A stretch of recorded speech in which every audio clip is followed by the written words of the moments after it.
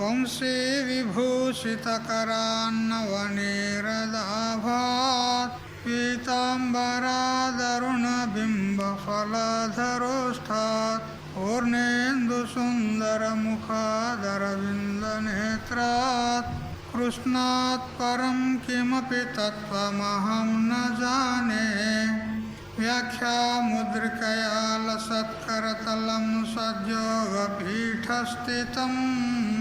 వామే జానుతలే దధానమపరం హస్తం సువిద్యానిధిం విప్రవ్రాతవృతం ప్రసన్నమనసం పాథోరుహాంగద్యుతిం పారాశర్యమతీవ పుణ్యచరితం వ్యాసం స్మరేత్ సిద్ధయే శ్రుతిస్మృతిపురాణానామాలయం కరుణాలయం నమామి భగవత్పాదం శంకరం లోకశంకరం ఈశ్వరో గురురాత్మేతి మూర్తిభేద విభాగినే వ్యోమవద్వ్యాప్తదేహాయ దక్షిణామూర్తయే నమః యుక్తాహార విహారాయ వివిక్తస్థలవాసినే మలయాళయతీంద్రాయ బ్రహ్మనిష్ఠాయతే నమః గీతా భాగవతాద్వైత తత్వామృతస్వరూపిణే గండిక్షేత్ర నివాసాయ రామకృష్ణాయతే నమః. ఓం పూర్ణమదః పూర్ణమిదం పూర్ణాత్ పూర్ణముదచ్యతే పూర్ణస్య పూర్ణమాదాయ పూర్ణమేవావశిష్యతే. ఓం శాంతి శాంతి శాంతి. స్వాంత పరికల్పిత బ్రహ్మాండంతర్వర్తి సకల చరాచర ప్రాణికోట్ల యొక్క అసత్ జడ దుఃఖ మోహాత్మకమైనటువంటి సకల ఉపాధుల కంటే విలక్షణమై సత్ చిత్ ఆనంద రూపం చేత స్వయం ప్రకాశమానమై వెలుగొందుతున్నటువంటి ప్రత్యేక భిన్న పరమాత్మకు సాష్టాంగ ప్రణమిల్లుతూ ఆత్మీయులారా, శ్రీమద్ భగవద్గీత చతుర్థ అధ్యాయము జ్ఞాన కర్మ సన్యాస యోగము 23 శ్లోకాల పర్యంతం తెలుసు. ఇప్పుడు 24వ శ్లోకం చదవండి. బ్రహ్మార్పణం బ్రహ్మ హవిః బ్రహ్మాగ్నో బ్రహ్మణాహుతం బ్రహ్మైవ తేన గంతవ్యం బ్రహ్మకర్మ సమాధినా. సర్వము బ్రహ్మమే, సర్వం ఖల్విదం బ్రహ్మ, ఐతదాత్మమిదం సర్వం, వాసుదేవ సర్వమితి, బ్రహ్మైవేదం సర్వం అని శృతులు ఉద్ఘోషిస్తున్న ప్రకారంగా బ్రహ్మము కంటే వ్యతిరిక్తమైనటువంటి వస్తువు ఏది కూడా లేదు, అంతా బ్రహ్మమే అని జ్ఞానికి బ్రహ్మాత్మ భావన, సర్వాత్మ భావన ఉంటుంది అనే విషయంలో ఈ శ్లోకాన్ని చెప్తున్నాడు. బ్రహ్మణ అంటే బ్రహ్మజ్ఞాన సంపన్నుడగు అని చేత బ్రహ్మాగ్నౌ, బ్రహ్మం అనేటువంటి అగ్నియందు, హుతం హవిహి అర్పణం చేయబడినటువంటి ఉరేల్చబడినటువంటి హవిస్సు ఏదైతే ఉందో అదియును బ్రహ్మమే. అర్పణం అంటే అర్పణ క్రియ. మనము యజ్ఞంలో హవిర్ ద్రవ్యాలు అర్పణ చేస్తూ ఉంటాం. ఆ అర్పణ క్రియ, అర్పించబడేటువంటి హవిస్సులు అంతా కూడా బ్రహ్మమే. మరియు బ్రహ్మకర్మ సమాధిన, సర్వము బ్రహ్మరూపమే అనేటువంటి చిత్త ఏకాగ్రతతో ఉండనటువంటి తేన వాని చేత గంతవ్యం అంటే పొందదగినది కూడా బ్రహ్మ ఏవ. బ్రహ్మజ్ఞాన సంపన్నుడైనటువంటి మహాత్ముడు ఎవరైతే ఉంటాడో అతడు బ్రహ్మం అనేటువంటి అగ్నిలోనే ఈ హవిర్ ద్రవ్యాలను అర్పణం చేస్తూ ఉన్నాడు. అర్పణం చేయబడేటువంటి హవిరి ద్రవ్యాలు కూడా నెయ్యి, మరి సమిధలు, మరియు ధాన్య విశేషము, అవన్నీ కూడా మనం అర్పణ చేస్తూ ఉంటాం, అగ్నిలో చేస్తూ ఉంటాం. అవి కూడా బ్రహ్మమే. మరియు ఆ బ్రహ్మకర్మ చేసినటువంటి వానికి పొందదగినటువంటి గమ్యం ఏమిటి? ఎందుకు చేస్తున్నాడు కర్మ అంటే ఆ గమ్యము కూడా బ్రహ్మమే, సర్వము బ్రహ్మమే. ఎందుకనంటే ఈ సంపూర్ణ బ్రహ్మాండం అంతా కూడా బ్రహ్మం నందు కల్పితం ఉన్నది, ఆరోపితం ఉన్నది, అధ్యస్థం ఉన్నది. మరి అధ్యస్థ పదార్థంనకు అధిష్టానము కంటే వేరే పృథక్ అంటే వేరే భిన్నమైనటువంటి సత్తా ఉండదు, అస్తిత్వము ఉండదు. అందువల్ల అంతా బ్రహ్మమే అని చెప్పడంలో ఏమీ అతిశయోక్తి లేదు. మసక చీకట్లో ఒక ఆయన పోతూ ఉండగా అతనికి అకస్మాత్తుగా ఒక పాము కనిపించింది. పాము కనిపించగానే భయం అవుతుందా, సుఖం కలుగుతుందా? భయం కలుగుతుంది కదా. పాము అని కేక వేస్తే చుట్టుపక్కల ఉన్నటువంటి వాళ్ళందరూ కూడా గుమిగూడారు. ఏమయ్యా పాము అంటే ఎక్కడ అనంటే అదొక పాము ఉంది. అందులో ఒక యువకుడు ధైర్యవంతుడు టార్చ్ లైట్ పట్టుకొని పోయి చూసే వరకు ఏమున్నది, అది తాడు ఉన్నది చూసారా. ఇంకొక ఆయనే అదే మసక చీకట్లో వచ్చినాడు అనుకోండి, ఆయనకు ఇది పూలమాల అని అనిపించింది. ఇంకొక ఆయన వచ్చినాడు అనుకోండి, ఆయనకు జలధార అనిపించింది. ఏ విధంగా బకెట్లో పంపు కానించి లేదా బావి కానించి నీళ్లు తీసుకుపోయినప్పుడు ఆ బకెట్కి కొంచెం రంధ్రం ఉందనుకోండి, చిన్న రంధ్రం, మనం పోతుంటే ఇట్లా బకెట్ ఊగుతూ ఉంటుంది, ఆ కింద జలధార పడుతూ ఉంటుంది. ఆ జలధార ఎట్లా కనపడుతుంది? పాములాగా, వంకల్లాగా కనపడుతుంది. ఆ మసక చీకట్లో పోతున్నాడు కాబట్టి సరిగా కనపడక అది జలధార అనుకున్నాడు. ఒక్కోసారి ఎండాకాలంలో కుంటలు, చెరువులు అవి ఎండిపోతే వాటిలోని మట్టి, బంక మట్టి, రేగడి మట్టి ఉంటుంది కదా, అది పగులు పడుతుంది, అడ్డం జిడ్డం ఇట్లా పగులు పడుతుంది. ఆ పగులు సంస్కారం ఉన్నటువంటి వ్యక్తికి ఆ తాడును చూసేసరికి ఇది భూమి పగులు అనుకున్నాడు. ఇట్లా అనేక మంది అనేక రకాలుగా చూసి వేరే తిరిగి భావన చేస్తున్నారు.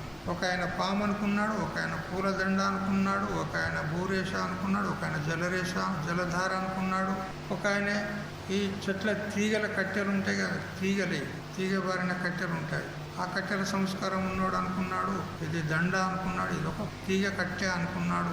ఇట్లా అనేక మందికి అనేక రకాలుగా కనపడింది. ఆడ ఉన్నది ఏమిటి? తాడు ఉన్నది, తాడే. కానీ అనేక మందికి అనేక రకాలుగా తోచింది. అట్లా ఎందుకు తోచింది? ఒక తీరుగా ఎందుకు కనపడలేదు? అందరికీ ఒకే తీరుగా ఒకే మాదిరిగా ఎందుకు కనపడలేదు అంటే వాళ్ళ సంస్కారాన్ని బట్టి. పూర్వము వాళ్ళ సంస్కారం ఆ విధంగా ఉంది. ఒక ఆయనకు పామును చూసిన సంస్కారం ఉంది, ఈ పామని భ్రమలో పడ్డాడు. ఒక ఆయన పూలమ్మి బతికేవాడు, పూలమాల యొక్క సంస్కారం ఉంది, అది పూలమాల అనుకున్నాడు. ఒక ఆయనకు భూరేష యొక్క సంస్కారము, ఒక ఆయనకు జలధార యొక్క సంస్కారము, ఒక ఆయనకు దండ యొక్క సంస్కారము, కట్టె యొక్క సంస్కారం ఉంది. వాళ్ళ సంస్కారాన్ని బట్టి అనేక మందికి అనేక రకాలుగా కనపడింది. ఉన్నది ఒకటే తాడు. ఇప్పుడు అనేక విధాలుగా కనిపించినటువంటి ఆ భ్రాంత వస్తువులు, ఆరోపిత వస్తువులు ఏవైతే ఉన్నాయో వాటి అన్నిటి యొక్క వాస్తవ స్వరూపం ఏమిటి అని అంటే ఏమని చెప్తారు మీరు? వాటి అన్నిటి యొక్క వాస్తవ స్వరూపం ఏమిటి? తాడే. అమ్మగారికి బాగా అర్థమైంది, చాలా రోజుల నుంచి వింటుంది కదా. తాడే ఇందరికి ఇన్ని రకాలుగా కనపడుతుంది. తాడుగాక మరి ఏం లేదు అక్కడ. అందుకని వాస్తవ స్వరూపం ఏంటంటే తాడు. అట్లే దృష్టాంతం తెలిసింది కదా మీకు, మంచిగా అర్థమైంది కదా. అట్లే ఈ సంపూర్ణ బ్రహ్మాండానికి అంతటి కూడా అధిష్టానం ఎవరు? ఆధారం బ్రహ్మమే, పరమాత్మనే. మరి ఈ జగత్తు ఎందుకు కనపడుతుంది? మనకు ఉన్నది బ్రహ్మమే అయితే ఎందుకు కనపడుతుంది? ఇప్పుడు అక్కడ దృష్టాంతంలో ఉన్నది తాడే అయితే ఇంతమందికి అన్ని తీరులో ఎందుకు కనపడింది అని అంటే వాళ్ళ పూర్వజన్మ సంస్కారము, పూర్వ సంస్కారము, మరి మందాంధకారం ఉంది కదా అక్కడ, మసక చీకటి ఉంది కదా, ఆ చీకటి దోషం చేత ఆ విధంగా కనపడింది. దోషం లేకుండా ఉన్న వస్తువు మరొక రకంగా కనపడడానికి అవకాశం లేదు. ఒక రకంగా ఉన్న వస్తువు మరొక రకంగా కనపడుతుంది అంటే ఆడ ఏదో దోషం ఉంటుంది, అంతేనా లేదా? నువ్వు తీపి తింటున్నావు అనుకో, లడ్డు తింటున్నావు, కానీ అంటున్నావు చేదుగా ఉంది అని అన్నావు. ఈ లడ్డు చేదుగా ఉంది అన్నావు. అట్లెందుకు అనవలసి వచ్చింది? అట్లెందుకు అన్నావు? నువ్వు తీపే కదా, అందరు తింటే తీపే కదా కనపడేది, వాళ్ళకు తెలిసేది. మరి నువ్వేమో చేదుగా ఉంది అంటున్నావు. ఎందుకంటున్నావు చెప్పు. నేను నాలుకలో దోషం ఉంది. జ్వరం వచ్చినటువంటి వానికి బాగా జ్వరం వచ్చిందనుకో, పూర్వకాలంలో టైఫాయిడ్ అది ఇది అని అంటుండ్రు. ఇట్లా చాలా రోజులుగా జ్వరం చేత పీడింపబడ్డాడు. అతని నాలుక ఎట్లుంటుంది? ఏది తిన్నా చేదుగానే ఉంటుంది. ఇప్పుడు ఆ తీయని పదార్థమే అయినా కానీ చేదుగా ఎందుకు గోచరించింది? చేదుగా ఎందుకు ప్రతీతి అయింది చెప్పు? నాలుకలో దోషం ఉంటే ఒక రకంగా ఉన్న వస్తువు మరొక రకంగా ప్రతీతి అవుతుంది. చూడు, తీయగా ఉన్న వస్తువు చేదుగా అనిపించిందా లేదా? అట్లెందుకు అనిపించింది? ఆ వస్తువు యొక్క స్వరూపం మారిందా? అది చేదు అయ్యిందా? వస్తువు లడ్డు చేదు అయిందా? ఈ నాలుక అందులో దోషం ఉంది. దమయంతి అనేటువంటి ఒక రాజకన్య నలుణ్ణి ప్రేమించింది. నల దమయంతి అని మనం కథలు వింటాం, మీరు విన్నారో లేదు. ఆ దమయంతి అనే ఆమె నలుణ్ణి ప్రేమించింది. అయితే అతనికి లేఖ పంపాలి. పూర్వకాలంలో వార్తాహరులు మనుషులతోనన్నా పంపించేది, లేకపోతే అప్పుడు కబూతర్ పావురాలతోని లేఖలు పంపేది. అయితే ఒక పావురాన్ని తీసుకొని ఆమె తన ప్రియునికి లేఖ రాసి దాని కాలుకు కట్టింది. పావురం యొక్క కాలుకు కట్టి ఆ పావురంతో అంటుంది ఆ దమయంతి, చూడు, ఆ నలమహారాజు ఏదైనా వ్యగ్రచిత్తంలో వ్యవహారంలో ఉన్నప్పుడు మాత్రం ఈ నా లేఖను అందించకూడదు అంటుంది. వ్యవహారంలో బాగా బిజీలో ఉంటారంటారు కదా, బాగా వ్యగ్రచిత్తంతో వ్యస్తమై ఉన్నాడు అనుకో, పని లోపల వ్యవహారాల్లో. ఎందుకంటే రాజకార్యాలు అనేకం ఉంటాయి. మామూలుగా ఒక గృహస్థునికే ఎన్నో పనులు ఉంటాయి, మరి రాజుకి ఎన్ని కార్యాలు ఉంటాయి. అటువంటి రాజ వ్యవహారాల్లో నిమగ్నుడయ్యి వ్యగ్రచిత్తుడై వ్యస్తుడై ఉన్నప్పుడు ఈయన పత్రాన్ని, నా లేఖను అందించకూడదు అని చెప్తూ, పిత్తేన ధూనే రసనే సితాపి తిక్తాయతే హంస కులావతంస.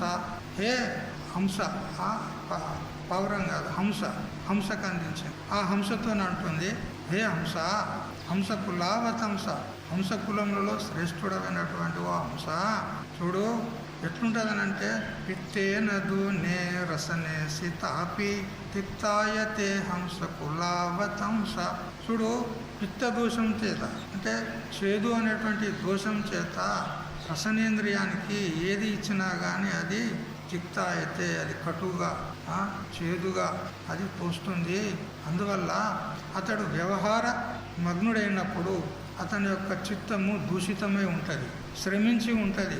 అప్పుడు తనకు ప్రియమైనటువంటి వాళ్ళు కూడా వచ్చిండ్రనుకో, ఒకవేళ తన ప్రియమైనటువంటి కుమారుడే చిన్నపిల్లవాడు వచ్చి నాన్న అని ఇట్లా అన్నాడు అనుకో, పోరా అంటాడు. ఎందుకు? ప్రియమైన వాడు కాదా కొడుకు? ప్రియమైన వాడే కదా, కానీ ఏమన్నాడు? పోరా అన్నాడు. ఎందుకన్నాడు అట్లా? అంటే వ్యవహారం లోపల అతని చిత్తము దూషితమైంది, అందువల్ల ఆ విధంగా అంటాడు. కాబట్టి ఒక రకంగా ఉన్నటువంటి వస్తువు మరొక రకంగా తోచుటకు కారణం ఏమిటి అంటే దోషబలం. అదేవిధంగా ఈ సంపూర్ణ బ్రహ్మాండం అంతా కూడా బ్రహ్మమే ఉంది. బ్రహ్మమై ఉండంగా ఈ నామరూపాలతో అనేక రకాలుగా మనకు ఎందుకు తోస్తుంది అంటే ఇక్కడ కూడా దోషం ఉంది. ఒక రకంగా ఉన్నటువంటి బ్రహ్మ వస్తువు ఈ నామరూపాలతో ఎందుకు గోచరిస్తుంది మనకు అంటే ఇక్కడ కూడా దోషం ఉంది. ఏమిటా దోషము అంటే ఏమంటారు? అజ్ఞానం, మాయ. అజ్ఞానం వల్లనే మనకు మన స్వరూపం మనకు తెలుస్తలేదు. పరబ్రహ్మ స్వరూపం మనకు సత్యం జ్ఞానం అనంతం బ్రహ్మ విజ్ఞానం ఆనందం బ్రహ్మ ఆనందో బ్రహ్మేది వేదానాత్ అని ఈ విధంగా మనకు శృతులు చెప్తూ ఉంటే మనము ఈ నామరూపాలతో చూస్తున్నాము. ఇది చెట్టు, ఇది పుట్ట, ఇది గట్టు, ఇది పర్వతము, ఇది మనిషి, పక్షి, ఇది పశువు అని మనం ఏ రూపాల్లో చూస్తున్నాం. ఉన్నది ఏంది? బ్రహ్మం. అట్లెందుకు కనపడుతుంది? దోషబలం. అయితే దోషబలం చేత కనపడ్డప్పటికీ కూడా వాస్తవంగా ఉన్నది ఏమిటి అని విచారం చేస్తే ఉన్నది బ్రహ్మమే. ఏ విధంగా తాడు మీద అనేక మందికి అనేక రకాలుగా అనేక వస్తువులు కనపడినప్పటికీ కూడా వాస్తవంగా ఏమున్నది అక్కడ? తాడే. అదేవిధంగా ఇక్కడ కూడా ఉన్నది ఒకే బ్రహ్మం. ఏకం ఏవ అద్వితీయం బ్రహ్మ నేహ నానాస్తి కించన. ఒకే ఒక బ్రహ్మ వస్తువు ఉంది. అనేకం లేదు. అయినా కానీ మరి అనేకంగా కనపడుతుంది ఎందుకు అని అంటే దోష బలం చేత. ఏమిటి ఆ దోషం? అజ్ఞానమే. అద్వైత సిద్ధిలో శ్రీ మధుసూదన సరస్వతి స్వామి వారు ఇదే శబ్దం ప్రయోగం చేసినాడు. ఈ ప్రపంచం కనిపించడానికి కారణం ఏమిటి అని అంటే దోషమే. ఏమిటి? అవిద్య ఏవ దోషత్వాత్. అవిద్యనే అక్కడ దోషం ఉంది అన్నాడు. కాబట్టి దోషబలం చేత కనిపించినప్పటికీ కూడా జ్ఞానికి మాత్రము ఉన్నది బ్రహ్మమే అని అతనికి తోస్తుంది. కాబట్టి అతడు ఎక్కడ చూసినా ఎత్ర ఎత్ర మనో యాతి తత్ర తత్ర బ్రహ్మ దర్శనం. మనం చూస్తాము నామరూపాలను, కానీ ఆయన చూస్తాడు బ్రహ్మమునే. ఎక్కడ చూసినా బ్రహ్మమునే చూస్తాడు. సర్వభూతస్థమాత్మానం సర్వభూతాని చాత్మని ఈక్షతే యోగయుక్తాత్మ సర్వత్ర సమదర్శన అని మనకు భగవద్గీతనే చెప్తుంది కదా. సకల భూతాల యందు తనను, తన యందు సకల భూతాలను చూసుకుంటాడు జ్ఞాని. సర్వత్రా బ్రహ్మమే అనేటువంటి దృష్టితో చూస్తాడు. దృష్టిం జ్ఞానమయం కృత్వ పశ్యేత్ బ్రహ్మమయం జగత్. మన దృష్టిని మార్చుకుంటే అంత బ్రహ్మమే కనపడుతుంది. అందుకని మన దృష్టిని మార్చుకోవాలి అంతే. ప్రపంచాన్ని మార్చడానికి పోవద్దు, జగత్తును మార్చడానికి పోవద్దు. జగత్తు పట్ల ఉన్న దృష్టిని మార్చుకోవాలి అంతే. ఈ విధంగా బ్రహ్మజ్ఞానికి బ్రహ్మార్పణం బ్రహ్మహవిర్ బ్రహ్మాగ్నౌ బ్రహ్మణావృతం బ్రహ్మైవతేన గంతవ్యం బ్రహ్మకర్మ సమాధన అని ఈ శ్లోకంలో సర్వం బ్రహ్మం సర్వం కలివిదం బ్రహ్మ అనేటువంటి శృతి వచనాన్ని ఇక్కడ శ్లోకబద్ధంగా చెప్పినాడు భగవంతుడు. భ్రాంతి చేత ఉన్నది శుక్తి ఏమంటారు? ఆలుచిప్ప. ఆలుచిప్పలు చూశారు కదా, ఏమంటారు? ఆలుచిప్పలని తెలియదా? ఆలుచిప్ప. మధ్యాహ్నం పూట ఆ నది, అది సముద్ర తీరం గుండా పోతున్నాడు. అతనికి అంత దూరం నుంచి చూసేసరికి ఆ సూర్యకిరణాలు దాని మీద పడి ఆ కిరణాలు వచ్చి తన కంటికి అవి విషయం చేస్తున్నాయి.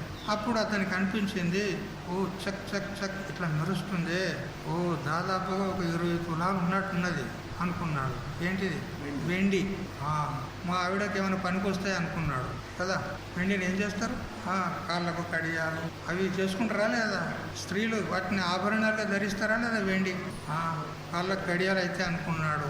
తీరా దగ్గర పోయి చేతులు పట్టుకుంటే చేతికి ఏమొచ్చింది? వెండి వచ్చిందా? చిప్ప వచ్చింది. చేతికి ఏమొచ్చింది? చిప్ప. చిప్ప చేతికి వచ్చింది అంటారు కదా, అట్లా వానికి చిప్ప చేతికి వచ్చింది కదా. కానీ ఉన్నది ఆలు చిప్ప, ముత్యపు చిప్ప, శుక్తి అంటారు సంస్కృతంలో. ఉన్నది శుక్తి అయితే అతనికి రజతం వెండి కానొచ్చింది. ఇది భ్రాంతి కదా? భ్రాంతి. తాడును చూశాడు, పాము అనుకున్నాడు. ఇది భ్రాంతి కదా? భ్రాంతి. అట్లే ఈ వ్యవహారిక ప్రపంచం అంతా కూడా భ్రాంతియే, సత్యం కాదు. మీరు రోజు కళను చూస్తారా లేదా? కళ పడుతుందా మీకు? స్వప్నం పడుతుంది కదా. ఆ స్వప్న ప్రపంచము ఎంతవరకు నిజం? 50% లేదా 75% నిజమే అంటారా? 100% ఏంటిది? చోట ఇట్టి మిథ్య కదా. లేచిన తర్వాత స్వప్నం లోపల లాటరీ అంటింది, ₹1,00,000 లాటరీ అంటింది. లేచిన తర్వాత పోయి వాడిని లాటరీ వాడిని అడుగుతావా? నాకు లాటరీ అంటింది ₹1,00,000 అంటావా? ₹1,00,000 ఇయ్యడు వాడు. ఏమిస్తాడు కదా. ఎక్కడి నుంచి వచ్చినావు నువ్వు? నీకెక్కడి ₹1,00,000 ఇచ్చి టికెట్ చూపెట్టి, నీది లాటరీ అంటే కదా, టికెట్ చూపెట్టానంటే ఎక్కడి నుంచి ఉందా నీ దగ్గర? అంటే స్వప్నము సత్యము కాదు అని తెలిసింది కదా. అట్లే నువ్వు జాగ్రత్తకు వచ్చిన తర్వాత స్వప్న ప్రపంచం ఏ విధంగా నీకు మిథ్యా, ఇది ఝూట, ఇది కళ్ళ అని ఎప్పుడైతే తెలిసిందో, అదే విధంగా వరజాగ్రత్తను పొందిన తర్వాత, అంటే నీ స్వరూపాన్ని నువ్వు యథాతథంగా తెలుసుకున్న తర్వాత ఈ ప్రపంచం కూడా నీకు కళ వంటిదే, కళలాగానే తోస్తుంది అంతే. ఇల్లు కళలాగానే ఉంటుంది, కొడుకులు కళలాగానే, కోడళ్ళు, మనవలు, మనవరాళ్ళు, ఆస్తులు, ఐశ్వర్యం అంతా కళయే, అంతా భ్రాంతియే, అంతా కళనే. అంతా భ్రాంతియేనా కదా. మీరు పాటలు వినొచ్చు, దేవదాస్ పాటలు కదా. కాబట్టి అంతా భ్రాంతే. అది అనుభవానికి వచ్చిన తర్వాత తెలుస్తుంది. ఇప్పుడు మనకు వినోదం అనిపిస్తుంది, ఏమో చెప్పు నాయన చెప్పు, నీ పాట నువ్వు పాడు, మా పాట మేము పాడతాం అనిపిస్తుంది. కానీ అనుభవానికి వచ్చినాక తెలుస్తుంది. కాబట్టి ఈ జగత్తంతా కూడా బ్రహ్మస్వరూపమే. ఎందుకు? నామరూపాలతో కనిపించినటువంటి కల్పిత ఈ ప్రపంచము బ్రహ్మం కంటే వేరే కాదు. ఎందుకు అనేది ఒక నియమం ఉంది. కల్పిత వస్తువు అధిష్టానం కంటే వేరే ఉండదు, ఇది నియమం ఉంది. అట్లా అజ్ఞానం చేత ప్రతీతి అయినటువంటి ఈ జగత్తు కూడా అధిష్టాన బ్రహ్మం కంటే వేరే కాదు. ఇది బాగా ఇదొకటి మూడేసుకోండి మీరు. ఏదేది భ్రాంత వస్తువు ఉంటుందో, కల్పిత వస్తువు ఉంటుందో అది అధిష్టానమే, అధిష్టానం కంటే వేరు కాదు అని చూసుకోండి. ఒక ఆయన చిత్రపటం లోపల పిల్లి బొమ్మ గీస్తూ పాలు తాగుతున్నట్టుగా గీసాడు. చూసేవారు ఏమంటారు? ఓ పిల్లి పాలు తాగుతుంది అంటారు. అంటారా లేదా? బొమ్మలో ఒక చిత్రపటంలో ఆ పిల్లి పాలు తాగుతున్నట్టుగా చిత్రం గీసాడు. చూసేవాడేమంటాడు? ఓ పిల్లి పాలు తాగుతుంది అంటాడు కదా. కానీ ఒక తత్వవేత్త ఉన్నాడు అనుకో, అతనికి ఏమనిపిస్తుంది? అక్కడ పిల్లి లేదు, పాలు లేవు, ఏమి లేవు, ఉన్నది బట్ట. అంతే కదా. తత్వవేత్త ఉన్నాడు, అతడు ఉన్నది బట్ట, అక్కడ పిల్లి లేదు, ఏమి లేదు. కల్పించి గీసేయండు. అది ఆ చిత్రకారుడు ఏం చేసిండు? పిల్లిలాగా కల్పన చేసి పాలు తాగుతున్నట్టుగా గీసిన బొమ్మ ఉన్నది. అది వాస్తవం కాదు కదా. అట్లే ఈ జగత్తు కూడా గంతే ఉంది. సరే, ఈ ప్రకారంగా జ్ఞానికి సంబంధించిన విషయం ఇంత దగ్గర తెలుసుకున్నాం. ఇప్పుడు యజ్ఞ సంబంధమైన విషయాలు తెలుసుకుందాం కదా. ఆ పరబ్రహ్మతత్వాన్ని తెలుసుకోవాలంటే అనేక శాసనాలు మనకు శాస్త్రంలో చెప్పబడ్డాయి. సరే, ఆ జ్ఞానికి జ్ఞానం కలిగింది కాబట్టి ఆయన దృష్టి మారింది, ఆయనకంతా బ్రహ్మమే గోచరిస్తుంది, ఆయన ఆ స్థితిలో ఉంటాడు. మరి మనం కూడా ఆ స్థితికి చేరుకోవాలంటే మనం ఏం చేయాలి? ఆయన ఏ సాధనాలను అవలంబించిండో ఆ సాధనాలనే మనం కూడా అవలంబించి మనం కూడా ఆ సాధనానుసారంగా సాధన చేస్తూ పోవాలి. మరి ఏమేమి సాధన చెప్పబడ్డాయి అంటే యజ్ఞ విధానం చెప్పబడింది. ఇప్పుడు దాన్ని అంతటిని కూడా వర్ణించి చెప్తాడు. 25వ శ్లోకం నుంచి 32వ శ్లోక పర్యంతం. ఏవం బహువిధ యజ్ఞ, అక్కడి దగ్గర ఈ యజ్ఞ ప్రకరణమే చెప్తాడు. 25వ శ్లోకం నుంచి దైవమేవాపరే యజ్ఞం యోగిన పర్యుపాసతే బ్రహ్మాజ్ఞావపరే యజ్ఞం యజ్ఞేనైవోపజుహ్వతి అని మొదలుపెట్టి 32వ శ్లోకం దగ్గర చెప్తాడు. దాన్ని సమగ్రంగా తెలుసుకుందాం. కొందరు కర్మయోగులు దైవ యజ్ఞాన్ని ఆచరిస్తారు. పరిపక్వ చిత్తులైనటువంటి జ్ఞానయోగులైతే జ్ఞానయజ్ఞ పద్ధతిని ఆశ్రయించి బ్రహ్మం అనేటువంటి యజ్ఞంలో జీవాత్మను ఆహుతి చేస్తారు. యజ్ఞం అంటే మనం చూస్తున్నాం కదా, ఆడ యజ్ఞం అది ప్రజ్వలిస్తూ ఉంటుంది. దానిలో మనం హవిస్సులు, ఆజ్యము అన్నీ వేస్తూ ఉంటాం.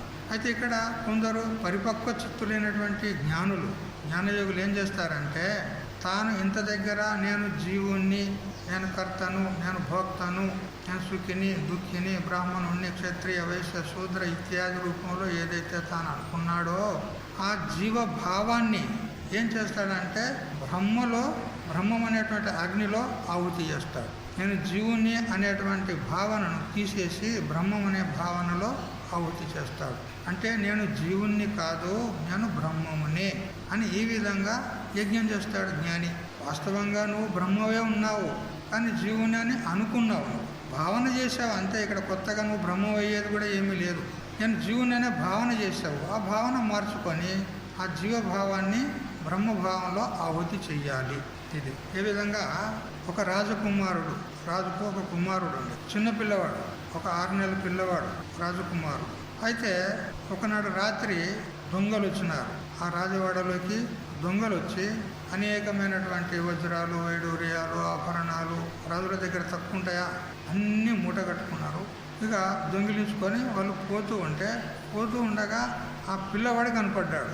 6 నెలల పిల్లవాడు రాజకుమారుడు. పక్కనే తల్లి కూడా ఉన్నది, కానీ ఆమె ఆడమర్చి నిద్రపోయింది. దొంగలు వచ్చింది తెలియలే, దూసుకొని పోతున్నది కూడా తెలియలే. ఇప్పుడు ఆ పిల్లవాడిని చూశారు. వాళ్ళు ఏం చేశారంటే ఆ పిల్లవాని మెడలో మంచిగా వజ్రాలతో పొదుపబడినటువంటి బంగారు ఏమంటారు దాన్ని ఉందన్నమాట. అయితే దాన్ని తీస్తే పిల్లవాడు ఏడుస్తాడని చెప్పి, పిల్లవాడు ఏడిస్తే వాళ్ళందరూ లేస్తారు అని చెప్పి వాళ్ళు ఏం చేశారు, పిల్లవాడిని ఎత్తుకొని పోయారు. వాడు నిద్రపోయి ఉన్నాడు, నిద్ర మబ్బులో ఉన్నాడు. వాడిని భుజం మీద వేసుకున్నారు. తెల్లారు లేచి చూసే వరకు పిల్లవాడు లేడు, ఆభరణాలను దొంగిలించబడ్డాయి, అన్ని సొమ్ములన్నీ పోయినాయి. ఎక్కడ బాయ్ అని ఆ రాజు బాగా తనిఖీ చేసిండు. గూఢాచారాన్ని పంపిండు, సేవకులను, భటులను ఎంతో ఎంత శోధన చేసినా కానీ ఆ ఆస్తి, ఆ ధనము పోనీ కానీ నా కుమారుడు దొరికితే చాలు అని చాటించున్నాడు. ఏమని చాటించండి, నా కుమారుడిని నాకు తెచ్చిచ్చిన వారికి నా అర్ధరాజ్యాన్ని అతనికి ఇచ్చేస్తా అని చాటించి చెప్పినాడు. ఎక్కడా దొరకలే. ఇక ఏం చేస్తారు, ఇట్లా కొన్నాళ్ళు అయింది. 25 సంవత్సరాలు కూడా గడిచిపోయినాయి. గడిచిపోయిన తర్వాత ఈ దొంగ ఎవరైతే ఆ పిల్లవాడిని ఎత్తుకొని పోయిండు కదా, ఆ ఎత్తుకొని పోయినటువంటి వాడు మరణోన్ముఖుడయ్యాడు. ముసలోడయ్యాడు. వీడు 25 ఏళ్ళోడయ్యాడు పిల్లవాడు. వాడు ముసలోడయ్యాడు, మరణోన్ముఖుడయ్యాడు. అయితే అతడు ఒక చిట్టి రాసి ఆ పిల్లవాని మెడలో వేసాడు. అలా ఏం రాసిండనంటే, ఆయన నువ్వు నా కుమారునివి కాదు, నువ్వు ఫలానా రాజకుమారునివి అని చిట్టి రాసి అతడు మరణించాడు. పిల్లవాని మెడలో వేసి మరణించిన తర్వాత ఇక ఈ 25 ఏళ్ళ నుంచి కూడా పిల్లవాని శోధన జరుగుతూనే ఉంది. నా కుమారుడు ఎక్కడున్నా కానీ తెచ్చినట్లయితే వారికి నేను అర్ధరాజ్యం ఇస్తా, తీసుకురండి అని శోధన జరుగుతూ ఉంది. అయితే ఆ చాటింపు అది అయితే అది రాజు ఏదైతే దండోరా వాయించి చాటించి చెప్పిండో అది ఈ పిల్లవానికి తెలిసింది. వాని కొడుక్కే, రాజు కొడుక్కే తెలిసింది. తెలిస్తే అనుకున్నాడు, ఓహో ఆ రాజకుమారుని పట్టించినట్లయితే అర్ధరాజ్యం నాకు వస్తుంది అని అనుకున్నాడు. అనుకొని అతడు కూడా ఇక శోధనలో బయలుదేరాడు. స్వయంగా వాడే ఎవరి కోసం అయితే చాటింపు చేసిండో వాడే బయలుదేరి శోధన చేసిండు. ఎక్కడ దొరుకుతాడు వాడు? వాడేనా? వాడు ఎక్కడ దొరుకుతాడు? అయితే ఒకనాడు ఏమైందంటే, వాడు స్నానం చేస్తూ ఉండగా వానికి తాయెత్తు ఏదైతే ఉందో ఆ తండ్రి కట్టిన తాయెత్తు అది కింద పడింది. స్నానం చేస్తుంటే కింద పడిన తర్వాత అతడు అనుకున్నాడు, ఏమో ఇది ఏమో. అప్పుడు చిన్నపిల్లలకు ఏదో వాళ్ళ వ్యాధులు వస్తాయి కదా, కొన్ని వచ్చినప్పుడు పిల్లలకు యంత్రాలు కడతారా? ఇక్కడ ఉందా? గట్లా కట్టిండొచ్చు మా నాయన అనుకున్నాడు. పోనీ ఏమన్నా కానీ చూద్దామని దాన్ని అంత ప్లాస్టిక్ లోపల అంతా చుట్టి నీళ్లు తడవకుండా కట్టిండు కదా, దాన్ని నెమ్మదిగా ఇప్పి చూసే వరకు, ఆయన నువ్వు నా కుమారునివి కాదు, నువ్వు రాజకుమారునివి, ఫలానా రాజకుమారుడివి. అయితే నీ మెడలోన ఫలానా వజ్రాల హారం ఉన్నది. ఆ వజ్రాల హారాన్ని దొంగిలించడానికి నేను నిన్నే ఎత్తుకొని వచ్చాను అని వివరం అంతా రాసి పెట్టాడు. వివరాలన్నీ రాసి అందులో పెట్టాడు. అది చదువుకున్నాడు. చదువుకునేసరికి చూడు ఎంత ఆనందం అవుతుంది ఇప్పుడు ఆ పిల్లగానికి, ఆ యువకునికి. అరే నేనే రాజుని కదా, నేనే రాజకుమారుని కదా అనుకున్నాడు. ఇప్పుడు ఇక సందేహం లేదు, నేను రాజు దగ్గరికి పోయి నేనే స్వయంగా చెప్తా, నేనే నీ కుమారుణ్ణి అని చెప్తా అని అనుకున్నాడు. రాజు దగ్గరికి పోయి రాజా నీ కుమారుడు దొరికిండు, జాడపడ్డాడు, ఎట్లున్నాడు తీసుకురా అని అంటే, నేనే నీ కుమారుణ్ణి అన్నాడు. నమ్ముతాడా రాజు నమ్ముతాడా? వీడు రాజ్యం యొక్క లోభంతో వచ్చి నా కుమారుని అనుకుంటున్నాడు, వీడెవడో అని నమ్మలే.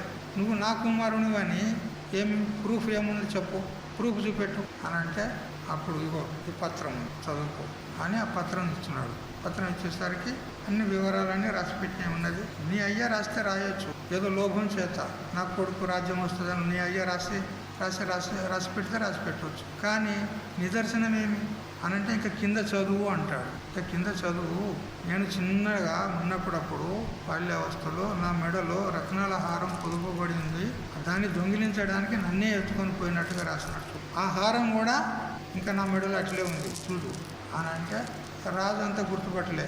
అప్పుడు రాణిని పిలిపించి, ఏ అమ్మగారు చూడు, ఆ వజ్రాల హారము నిజంగా మన పిల్లగాందేనా అంటే, అవునండి ఇది మన పిల్లగాందే ఇది అని ఆమె గుర్తుపట్టింది. తల్లి కదా, గుర్తుపట్టినాక అప్పుడు రాజు కూడా విశ్వసించాడు.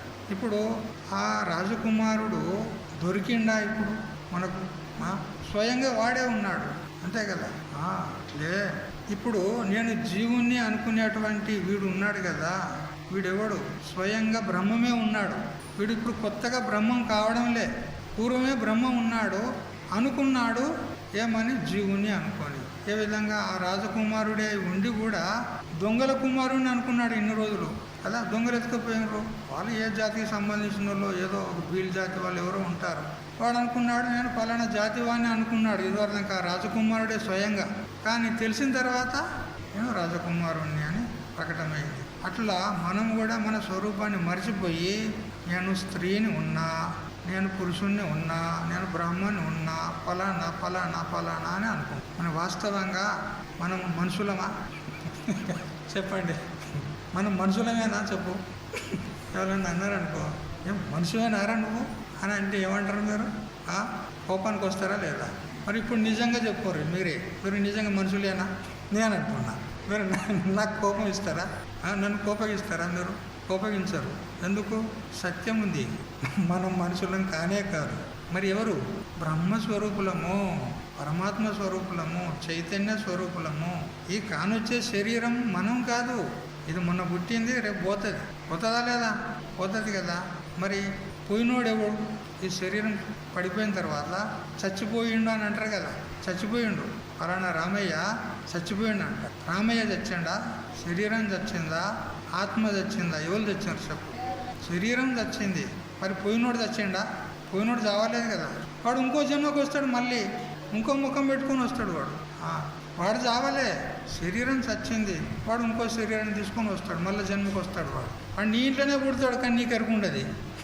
నీ ఇంట్లోనే పుడతాడు, కానీ నీకు ఎరుకుండదు. మన కొందరు మూఢనమ్మకంతో మా ఆయన చచ్చిపోయిండు, మా మన్మన్ రూపంలో వచ్చిండు, ఆయన పేరు పెట్టుండ్రా ఈయనకు అని అంటారు. మన పేరు ఇస్తారి ఉండే, మన పేరు ఇస్తారి పెట్టుకుంటారా పేర్లు? ఇస్తారి, పెంటయ్య, బొందయ్య. అంటే ఒక తల్లికి పిల్లలు పుట్టి చచ్చిపోతుంటే ఇక వాడిని మళ్ళీ ఇంకోడు పుడతాడు కదా, వాడిని తీసి విస్తర్లో వేస్తారు.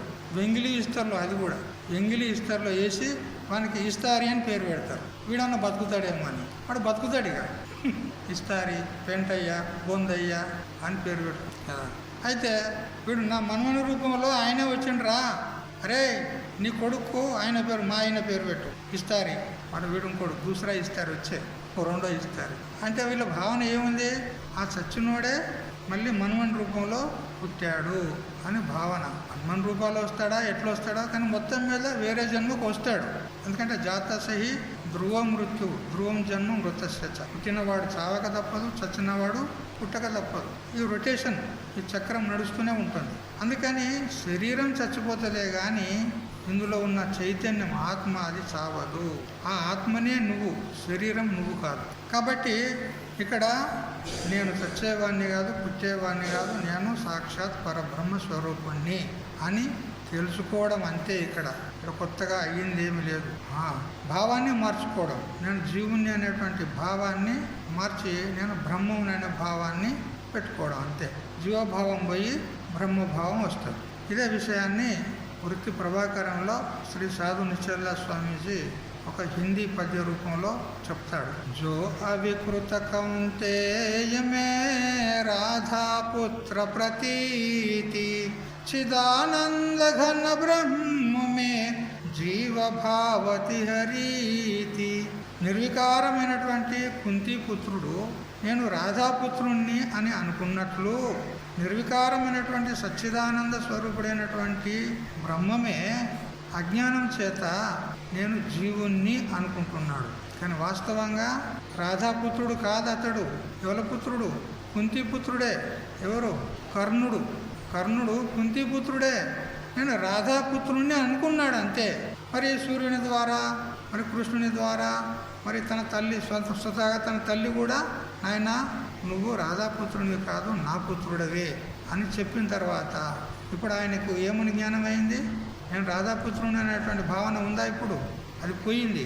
నేను కుంతి పుత్రుడనే అని నిశ్చయమైంది. అంతేగాని ఆ కర్ణుడేమన్నా మారిండా? తన స్వరూపంలో ఎట్లున్నాడు అట్లే ఉన్నాడు, కానీ భావన మారింది.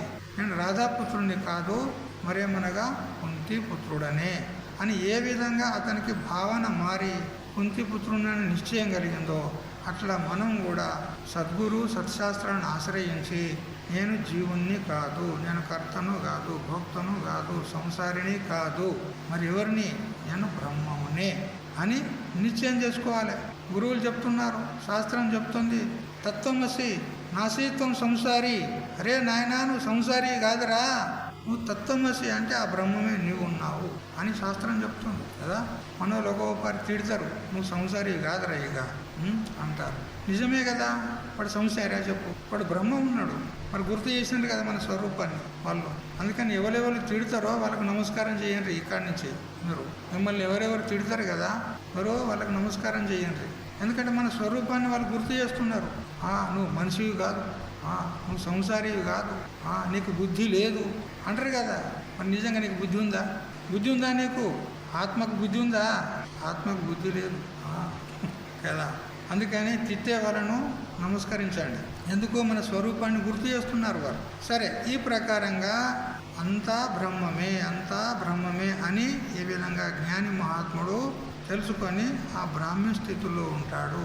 తన జీవత్వాన్ని ఆ బ్రహ్మాగ్నిలో ఆహుతి చేస్తాడు. ఇక నేను జీవుణ్ణి కాదు, నేను బ్రహ్మమునే అని ఈ విధంగా నిశ్చయం చేసుకుంటాడు. ఇంద్రాది దేవతలను తృప్తి చేసేటువంటి కర్మలను దైవ యజ్ఞాలు అంటారు. ఏంటి దర్శపూర్ణమాస యాగము, సోమయాగము, ఇట్లా అనేక యాగాలు ఉంటాయి. వేదంలో విధానం చేసినటువంటి కర్మలు ఉంటాయి. దేవతలను ఉద్దేశించి చేసేటువంటి కర్మలు. ఇప్పుడు మీరు ఇక్కడ నారాయణ యజ్ఞం చేస్తున్నారు అంటే శ్రీమన్నారాయణుడు అనేటువంటి దేవతను ఉద్దేశించి మీరు యజ్ఞం చేస్తున్నారు. ఇప్పుడు మీరు చేసినటువంటి యజ్ఞ ఆహుతులన్నీ ఎవరికి చేరుతాయి చెప్పండి? ఆ నారాయణునికే చేరుతాయి. అయితే దైవమును అంటే దేవతలను ఉద్దేశించి చేసేటువంటి యజ్ఞాలకు దైవ యజ్ఞాలు అంటారు. అయితే ఈ యజ్ఞాలు ఎందుకు చేయాలి స్వామీజీ? ఏం పని? పెద్ద కష్టంతో కూడుకున్నటువంటి పని. సమయం వెచ్చించాలి, అన్ని సామగ్రులను సమకూర్చాలి, దానికి ద్రవ్యాన్ని కూడా వెచ్చించాలి, మళ్ళీ ఒక పురోహితుని తీసుకురావాలి, అతనికి దక్షిణ ఏదో ఇదే ఇవ్వాలి. ఏంది ఇదంతా ఎందుకు చేయాలి? ఏం అవసరం అనంటే మనం గత పూర్వజన్మల్లో పాపాలు చేసినామా లేదా? పాపాలు చేసినామని ఒప్పుకుంటారా? Very good. పాపం చేసినామని ఈ జన్మ వచ్చింది, లేకపోతే ఎందుకు వస్తుండే? అంతేనా లేదా? పాపం చేసినామని జన్మ వచ్చింది. ఈ మనుష్య జన్మ పుణ్యపాప మిశ్రిత జన్మ. కేవలం పుణ్యయోనులు ఏవైతే దేవతా శరీరాలను కేవలం పుణ్య జన్మలవి. ఇక నరక యోనులు ఏవైతే పశుపక్షాదులు క్రిమి కీటకాదులు ఏవైతే ఉన్నాయో అవి పాప జన్మలు. అవన్నీ అవి 100% పాపమే. ఆ దేవతలు 100% పుణ్యమే. మనది 50% పాపం, 50% పుణ్యం, మిశ్రిత జన్మ మనది. అందుకని ఈ జన్మ వచ్చింది, మనుష్య జన్మ. మరి పాపం ఉన్నట్టే కదా ఇందులో. 50% అనే ఎందుకు కాదు, ఉన్నట్టే కదా పాపం. మరి పాపం చేసిన వాళ్ళం అయితేనే కదా ఈ జన్మ వచ్చింది. మరి పాపం చేయని వాడు ఎవడు చెప్పు? మన లోపల పాపం చేయని వాడు ఎవడు? అందరు పాపిష్టులే కదా. మరి ఆ పాపాలని ప్రక్షాళనం అయితేనే కానీ మనకు సద్గతి ప్రాప్తమవుతుంది. మరి ఆ పాపాలను నివృత్తి చేసుకోవాలంటే ఏం చేయాలి? ఒక శాస్త్రము ఈ యజ్ఞాదులను విధానం చేసింది. నాయన నీ పాపాలని ప్రక్షాళన చేసుకోవాలంటే ఒక సాధనం ఉంది నాయన. యజ్ఞం చేసుకో, జపం చేసుకో, నామజపం చేసుకో, నామోచ్చారణ చెయ్యి, ఇంకా అనేక సాధనాలు చెప్పింది. పుణ్యకర్మలు చేసుకుంటే పాపము నష్టం. కాబట్టి పూర్వజన్మలోనైతే పాపం చేసే వచ్చాము, ఈ జన్మలో కూడా మన ద్వారా పాపాలు జరుగుతూనే ఉన్నాయి. అందులో ముఖ్యంగా గృహస్థుల ద్వారా 5 పాపాలు తప్పకుండా జరుగుతాయి. వాళ్ళకు తెలిసినా జరుగుతాయి, తెలియకుండా జరుగుతాయి. ఇంతకుముందు చెప్పుకున్నాం కదా, చీపురుతో ఊడ్చేటప్పుడు అక్కడ క్రిములు చచ్చిపోతాయి. పాపం జరిగిందా లేదా? నీళ్లు కాగబెడతారు, నీళ్ళల్లో ఎన్నో క్రిములు చచ్చిపోతాయి. పాపం జరిగిందా లేదా? విసురవుతూ మరి పిండి విసురుతారు కదా, ఆ ధాన్యంలో అనేక క్రిములు ఉంటాయి, పురుగులు ఉంటాయి, అవి చనిపోతాయి. పాపం జరుగుతుందా లేదా?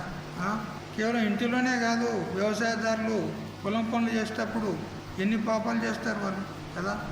దున్నేటప్పుడు ఇంకా ఎన్ని పనులు ఉంటాయన్నీ. చెట్లు కొడతారు, ఏమేమో చేస్తారు. అది పాపమా కాదా? చెట్టును కొట్టడం పాపం కదా?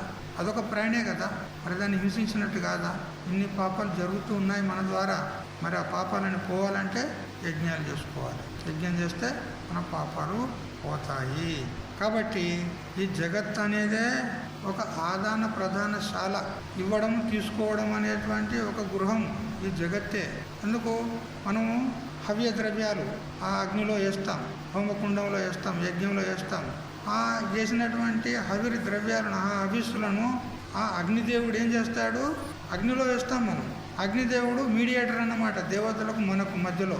మనం వేసినటువంటి హవిస్సులను అతడు దేవతలకు అందజేస్తాడు. మనం ఏ దేవతనైతే ఉద్దేశించి మనం హవిస్సులు ఇస్తామో ఆ దేవతకు అందజేస్తాడు అగ్నిదేవుడు కదా. ఇదమింద్రాయ స్వాహ, ఇదమింద్రాయ, ఇదం న మమ అంటామా లేదా? ఇంద్రుని గురించి అక్కడ హవిస్సులు ఇస్తుంటే ఆ అగ్నిదేవుడు ఆ ఇంద్రునికి ఆ హవిస్సులను చేర్పిస్తాడు.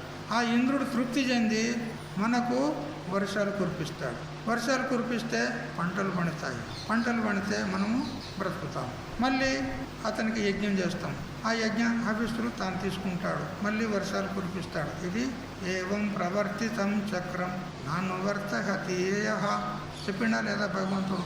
ఈ విధంగా యజ్ఞచక్రం నడుస్తూ ఉంది. అందుకని పుట్టిన ప్రతి వ్యక్తి యజ్ఞం చేయాల్సిందే. వానికి తెలిసినా తెలియకుండా వాడు చేస్తూ ఉన్నాడు కూడా యజ్ఞం. భోజనం చేస్తున్నావా లేదా? రోజు భోజనం చేస్తున్నావా లేదా? భోజనం ఏంటిది? అది యజ్ఞం కాదా? స్వాహ స్వాహ చేస్తున్నావా లేదా? మొట్టమొదలు మీకు తెలుసో లేదో, మనము చేతిలో జలం తీసుకొని మొట్టమొదలు అన్నాన్ని అనగ్నం చేస్తాం, శుద్ధం చేస్తాం. ఎందుకంటే ఆ అన్నంలో అనేక దోషాలు వస్తాయి. వండిన వారి దోషాలు కూడా అందులో వస్తాయి, పండించిన వాని దోషాలు వస్తాయి, విక్రయం చేసిన వాని దోషాలు వస్తాయి, అనేక దోషాలు వస్తాయి. ఆ దోషాలన్నీ తొలగ తీసుకోవాలంటే దాన్ని శుద్ధం చేయాలి. ఏం చేయాలి? బ్రహ్మార్పణం. ఇప్పుడు చెప్పుకున్నావా లేదా? బ్రహ్మార్పణం బ్రహ్మ హవిర్ బ్రహ్మాగ్నో బ్రహ్మణావతం బ్రహ్మ యువతేన గంతవ్యం బ్రహ్మకర్మ సమాధినా అని ఆ అన్నం చుట్టూ తింపి వదులుతాం నీకు. ఇప్పుడు ఏమైంది? అన్నము శుద్ధమైంది. శుద్ధమైన తర్వాత గబగబా తినొద్దు, కొంచెం తీసుకోవాలి. తీసుకొని ప్రాణాయ స్వాహ మరికొంత తీసుకొని, అపానాయ స్వాహ మరికొంత తీసుకొని, ఉదానాయ స్వాహ మరికొంత తీసుకొని, వ్యానాయ స్వాహ మరికొంత, సమానాయ స్వాహ. ఇట్లా 5 సార్లు స్వాహాకారం చేయాలంటే ఇప్పుడు యజ్ఞం చేసినాం. మనం ఏం చేసినాము? ఆ ప్రాణం అనేటువంటి అగ్నికి ఈ భోజనం అనేటువంటి హవిస్సులు ఇచ్చి యజ్ఞం చేసినాం. రోజు యజ్ఞం చేస్తున్నారా లేదా? మీరు తింటున్నారా లేదా? మీకు ఇష్టం ఉన్నా లేకున్నా, తెలిసినా తెలియకున్నా యజ్ఞం జరుగుతుంది. అట్లా మీరు చేసే ప్రతి పనిని కూడా ఒక యజ్ఞంగా భావించి చేసినట్లయితే అది ఈశ్వర ప్రసాదానికి హేతువైతుంది. ఈశ్వరుడు ప్రసన్నుడయ్యి మీకు మీ పాపరణాన్ని పోడగొట్టి మీకు సద్గతిని ప్రాప్తం చేస్తాడు. ఆ విషయమే ఇప్పుడు అంతా చెప్తాడు. ఇక ఎక్కడెక్కడ ఏ యజ్ఞాలు చేస్తున్నారు అదంతా చెప్తాడు. పెద్ద సాగిలి, పెద్ద ఒక గొలుసులాగా ఉంది అన్నమాట. అదంతా చెప్తాడు. దేవతలు ఈశ్వరుని సంస్థాన పరివారము. ఈ దేవతలు ఎవరైతే ఉన్నారో ఈశ్వరుని యొక్క పరివారం. మనము చేసేటువంటి విశ్వంలోని అన్ని కార్యాలు ఏవైతే ఉన్నాయో అవన్నీ కూడా ఈశ్వరార్పణ బుద్ధితో మనం సమర్పించినట్లయితే అది యజ్ఞమే అవుతుంది. దేవతలకు మనుషులకు పరస్పర సంబంధాన్ని కలిగించేటువంటి అనుసంధాన సూత్రమే యజ్ఞకర్మ. మనుషులకు దేవతలకు పరస్పర సంబంధం కలిగించేది ఎవరు? యజ్ఞం. యజ్ఞం యొక్క ఆ చివరలో దేవతలు ఉన్నారు, ఈ చివరలో మనుషులు ఉన్నారు. యజ్ఞం యొక్క అవతల చివరలో దేవతలు ఉన్నారు, ఇవతల చివరలో మనుషులు ఉన్నారు. వీరిద్దరికి సంబంధాన్ని కల్పించేవాడు అగ్నిదేవుడు. మనం హవిస్సులు వేస్తుంటే ఆ దేవతలకు అందజేస్తాడు. ఈ ప్రకారంగా మనుషులకు దేవతలకు పరస్పర సంబంధం కుదురుతుంది యజ్ఞం ద్వారా. ఈ ప్రకారంగా యజ్ఞం చేసినట్లయితే ఆ దేవతలు సంతసిస్తారు. మనకు కావలసినటువంటి వస్తువులను, సామగ్రులను అన్నింటిని కూడా సమకూర్చి ఇస్తారు. అంటే వర్షం ద్వారా అన్నాదులు, ఓషధులు మొదలైనవి సమర్పిస్తారు, మనకు ప్రసాదిస్తారు. ఈ విధంగా దేవతల ద్వారా పొందినటువంటి అన్న ప్రసాదాలు ఏవైతే ఉన్నాయో అవి దేవతలకు అర్పణ చేయకుండా మనం స్వతంత్రంగా స్వార్థంగా మన కోసమై ఉపయోగం చేసుకోరాదు. ఇచ్చింది ఎవరు? దేవతలు. మరి వాళ్ళకు సమర్పించకుండా మనం తింటే అది పాపమవుతుంది అన్నారు. వాళ్ళు ఇచ్చింది వాళ్ళకి సమర్పించకుండా మనమే తిన్నామనుకో అది పాపం అవుతుంది. మోహం పార్థ సజీవతి, వాని జీవితమే వ్యర్థమైపోతుంది, వాడు తినేది పాపం. అందుకని వాళ్లకు మనం సమర్పించి తినాలి. ఈ విధంగా మనం చేసే ప్రతి కర్మ కూడా అది దేవతలకు చెందుతుంది. మనకు ఆ కర్మానుగుణంగా వాళ్ళు మనకు ఫలాన్ని ఇస్తారు. మనం ఏ కామన చేత ఆ కర్మ చేస్తామో ఆ ఫలాన్ని వాళ్ళు మనకు ఇస్తారు. పాపకర్మ చేస్తే దుఃఖము, పుణ్యకర్మ చేస్తే సుఖం. అందుకని మనం చేసే ఏ కర్మ అయినా కానీ భగవదర్పితమైనటువంటి కర్మ చేయాలి, పుణ్యకర్మ చేయాలి. ఆ విధంగా చేస్తే మనకు సద్గతి ప్రాప్తమవుతుంది. మనకు వచ్చే సుఖ దుఃఖాలు కూడా మన యొక్క కర్మ ఫలాలే, ఎవరో ఇచ్చినవి కావు. ఇవి మనం చేసుకున్న కర్మ ఫలాలే మనకు సుఖ దుఃఖ రూపంలో వచ్చి ఫలాన్ని ఇస్తున్నాయి. ఒక నగరంలో ఒక బ్రాహ్మణ స్త్రీ ఉండే, గౌతమి ఆమె పేరు. ఆ గౌతమి అనేటువంటి ఆ స్త్రీ ఉండే. ఆమె ఒకరోజు అడవిలో తన కుమారుణ్ణి వెంట పెట్టుకొని పోతూ ఉండగా అకస్మాత్తుగా ఆ వైపు నుంచి ఒక సర్పం వచ్చింది. ఆ పిల్లవానికి కాటేసింది. పిల్లవాడు మరణించాడు. ఆ సంఘటనను ఆ అడవిలో ఉండేటువంటి ఒక హీల్ జాతి వాడు, కొయ్య వాళ్ళు అంటారు కదా, కొయ్య వాళ్ళు అంటారా ఏమంటారు, అడవిలో ఉండేవాళ్ళు, అడవిలో నివసించేవాళ్ళు, అతడు చూశాడు. చూసి అతడు ఏం చేశాడంటే ఆ కరిచిన పాము ఏ వైపు పోయిందో పోయి దాన్ని ఉపాయంతో దాన్ని పట్టాడు. అది పిల్లన అదేంది నాదస్వరంతోనో ఇంకా వేరే వేరే ఉపాయాలు ఉంటాయి. దాన్ని పట్టాడు. పట్టి దాన్ని గొంతు బట్టి ఈ అమ్మగారి దగ్గరికి తీసుకొచ్చాడు. ఆ బ్రాహ్మణ స్త్రీ దగ్గరికి, ఎవరి కుమారుడైతే చనిపోయిండో ఆ స్త్రీ దగ్గరికి తీసుకొచ్చాడు. చూడమ్మా, నీ కొడుకును చంపినటువంటి పాము ఇది, మహాపాపాత్మురాలు ఈ పాము. ఇప్పుడు చెప్పు, ఈ పామును గొంతు బిసికి చంపమంటావా, మంటల్లో వేసి కాల్చి చంపమంటావా చెప్పు అని అడిగితే ఏమనాలి? తన కొడుకుని చంపింది కదా పాము, మీరు ఏమంటారు? చంపేయమంటారు. దాన్ని గొంతు విసికి చంపకు, మరి మంటల్లో వేసి చంపకు, దాన్ని ముక్కలు ముక్కలు చేసి చంపు అంటావా లేదా? కానీ ఆమె అలాంటిది కాదు. ఆమె ఏమందంటే వద్దు, చంపొద్దు అన్న. చంపకూడదు. ఎందుకు చంపకూడదు? నీ కొడుకుని చంపింది కదా, ప్రత్యక్షంగా నేను చూసినా, నువ్వు చూసినావు. నీ కొడుకుని చంపింది కదా పాము. మరి కొడుకు హంతకురైనటువంటి ఆ పామును ఎందుకు చంపకూడదు అంటే, ఆ పాము దోషం ఏమి లేదు బిడ్డ, పాముది ఏం దోషం లేదు. అది వాని కర్మ ఉన్నది. అది ఆ కర్మ పాము నిమిత్తంతో వచ్చి కాటేసింది, అంతేగాని పాముది ఏం దోషం లేదా.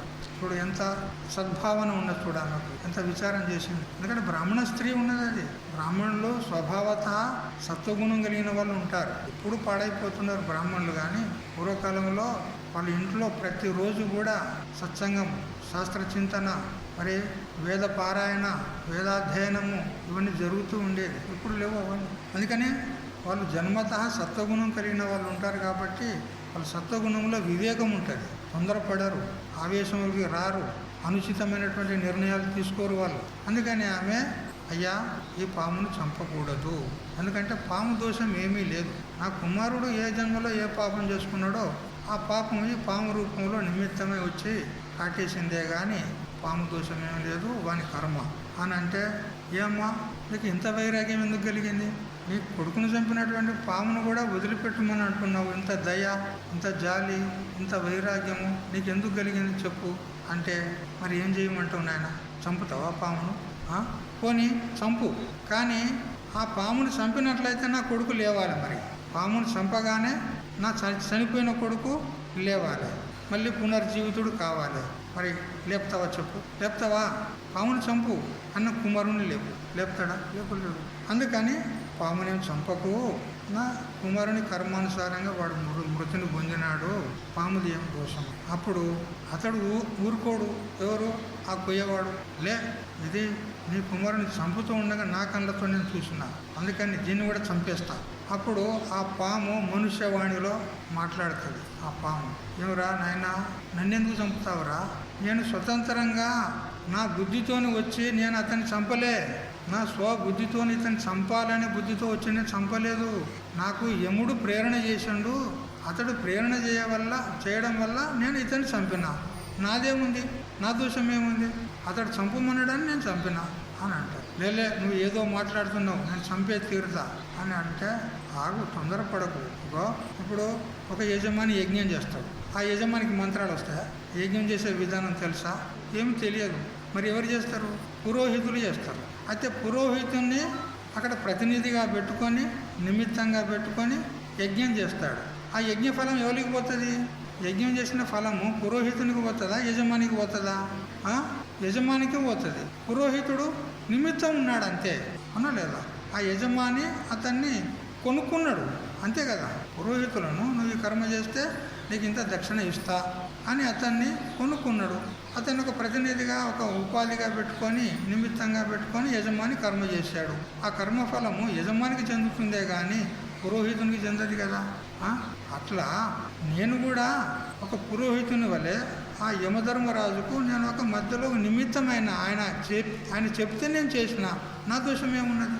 నన్ను ఎందుకు చంపుతావు నువ్వు అని అంటే, లేలే, నువ్వు బ్రతకాలని నీ బ్రతుకు మీద ఆశతోనే నువ్వు ఏదో చెప్తున్నావు, నేను చంపే తీరుతా.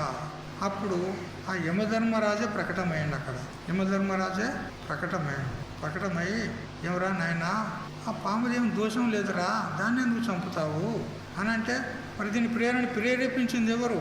నేనే అంటాడు. అయితే నిన్ను చంపుతా అంటాడు. వరి నన్నెందుకు చంపుతావురా నువ్వు?